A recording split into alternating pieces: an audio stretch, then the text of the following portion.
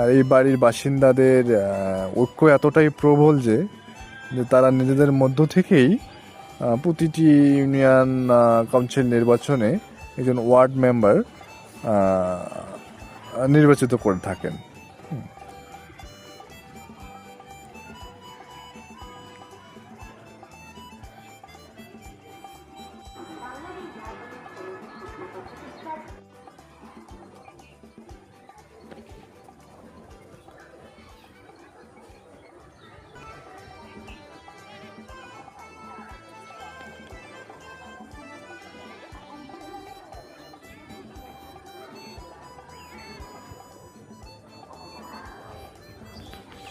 এই ধনাগোদা নদী থেকে আসা এই বোয়ালজুড়ি খালের শাখা হচ্ছে এই ভাতারা খাল।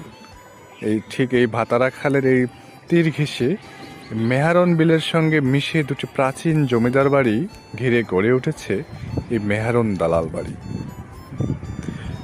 ইতিহাস থেকে জানা যায় যে আনুমানিক 400 বছর আগে মতলবের কাশিমপুর এলাকার জমিদার ও কুমিল্লার গৌরীপুর এলাকার জমিদারের মধ্যে থেকে বিবাদ বা রণক্ষেত্র তৈরি হয় এখানে।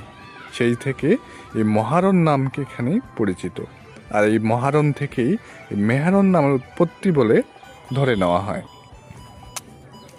আরও জানা যায় যে একসময় কুমিল্লার লাকসামের জমিদার এসে মতলবের আলিয়ারা গ্রামে বসে খাজনা আদায় করতেন।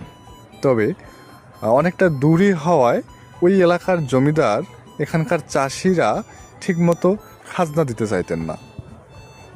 তখন লাকসামের জমিদার কালীবাবু মেহারন গ্রামের জমিদার দ্বারিকানাথ দাস ও বৈকুণ্ঠ দাসকে খাজনা তোলার দায়িত্ব দেন।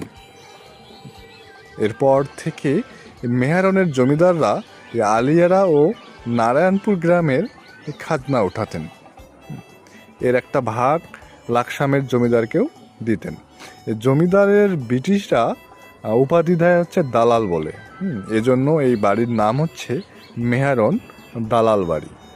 এই কথিত আছে যে জমিদার দ্বারিকানাথ দাস, বৈকুণ্ঠ দাস এবং গিরিশচন্দ্র দাস যখন খাজনা আদায় করতেন তখন স্থানীয় লোকজন তাদেরকে দালাল বলে ডাকতেন। সেই থেকে মেহারনের জমিদারদের নামের সঙ্গে এই দালাল নাম তকমাটি যুক্ত হয়। বর্তমানে মেহারনবাসীর প্রায় সবাই সেই জমিদারের বংশধর। এই জমিদারদের ইতিহাস ঘেঁটে দেখা যায় যে দ্বারিকানাথ দাসরা 4 ভাই হলেও বুদ্ধি এবং মেধার দাপটে ক্ষমতাধর ব্যক্তি হয়ে উঠে